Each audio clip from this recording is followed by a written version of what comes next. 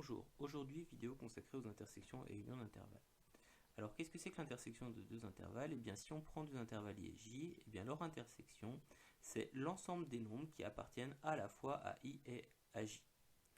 Cette intersection, il y a une notation pour la donner qui est donc celle-ci, I ce U renversé qui se lie inter J, donc I inter J.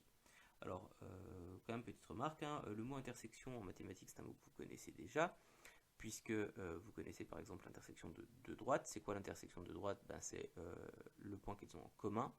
Et donc, qu'est-ce que c'est que l'intersection de deux intervalles? Eh bien, c'est tous les nombres qu'ils ont en commun. Petit exemple pour bien comprendre. Donc, on considère les intervalles I égale 2 plus l'infini et J égale moins 1, 3. Qu'est-ce que c'est que l'intersection de I et J? Alors, pour trouver cette intersection, le plus simple, en fait, c'est de tracer sur la droite des réels nos deux intervalles. Donc, je commence par tracer l'intervalle 2 plus l'infini. Je trace ensuite l'intervalle moins 1, 3, et on a dit que l'intersection de deux intervalles, c'est ce qu'ils avaient en commun. Autrement dit, ici, c'est ce qui est colorié des deux couleurs en même temps. Donc on voit que l'intersection ici, ça va être l'intervalle 2, 3.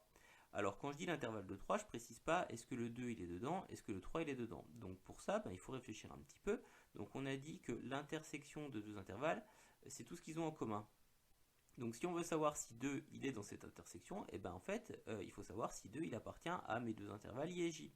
Alors est-ce que 2 appartient à I? La réponse est oui, puisque le crochet il est fermé en 2. Est-ce que 2 il appartient à l'intervalle J, l'intervalle moins 1, 3? Oui, parce que 2 il est bien compris entre moins 1 et 3. Qu'est-ce que ça veut dire ça? Ça veut dire que 2 il appartient à la fois à I et à J, donc il appartient à l'intersection. Ça veut dire que dans mon intersection il y a bien 2, donc je ferme mon crochet en 2.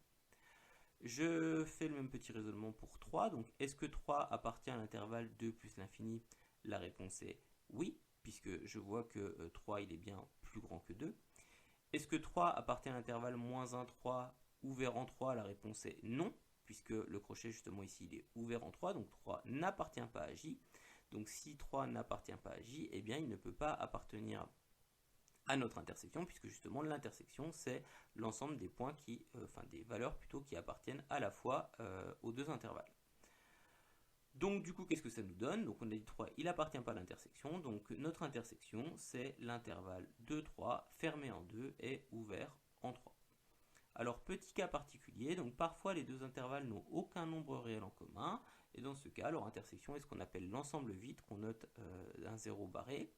Donc, petit exemple, si je considère les intervalles I égale 1, 3 et J égale moins 4, moins 2, eh bien, ici on constate que nos deux intervalles, quand je les représente sur ma droite des réels, n'ont strictement rien en commun. Donc, ça veut dire que leur intersection est vide. Donc, 1, 3 inter moins 4, moins 2 égale ensemble vide.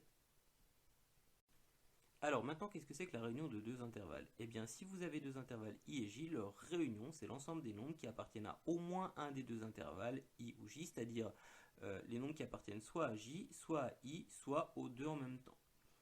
Alors, on note cette réunion I, un U comme ça qui se lie union J, donc I union J, donc c'est facile de s'en souvenir, un U comme union, et donc qui désigne la réunion de mes deux intervalles.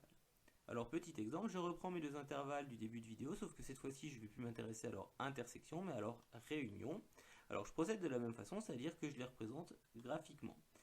Alors sauf que cette fois-ci, en fait, je ne cherche plus leur intersection, c'est-à-dire je ne cherche plus ce qu'ils ont en commun, mais je cherche leur réunion, c'est-à-dire je les réunis. Donc je prends tout ce qu'il y a, soit dans l'un, soit dans l'autre, soit dans les deux. Donc concrètement, en fait, ça revient à quoi? Ça revient simplement à se demander quels sont les nombres ici qui sont coloriés d'au moins une des deux façons. Donc en fait, tous les nombres qui sont coloriés concrètement. Donc ce que je vois, c'est qu'en fait, ça commence à moins 1 et ça va jusqu'à plus l'infini. Alors, comme tout à l'heure, se pose la question des crochets. Donc ici, je vais me demander est-ce que moins 1 va être dans ma réunion, c'est-à-dire est-ce qu'il appartient au moins à un des deux intervalles? Alors la réponse est oui, puisque moins 1 appartient à l'intervalle J, puisque le crochet ici il est fermé. Donc du coup, ça veut dire que moins 1 appartient à au moins un des deux intervalles, il appartient donc à la réunion, donc ça veut dire que je vais le prendre.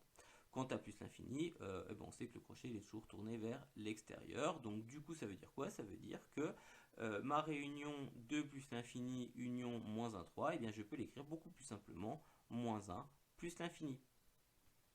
Alors, petit cas particulier, parfois les deux intervalles n'ont aucun nombre réel en commun. Dans ce cas, on peut tout simplement pas simplifier I union J. Donc ici, encore une fois, je reprends le même exemple que tout à l'heure. Donc je reprends mes intervalles I égale 1, 3 et J égale moins 4, moins 2. Quand je les représente, je vois qu'il n'y a rien en commun. Donc qu'est-ce que c'est que leur réunion? Et bien en fait, leur réunion, je ne peux pas la simplifier. Je suis obligé de l'écrire 1, 3, union, moins 4, moins 2. Et ça veut dire tous les nombres qu'il y a dans 1, 3 et puis tous les nombres qu'il y a dans moins 4, moins 2.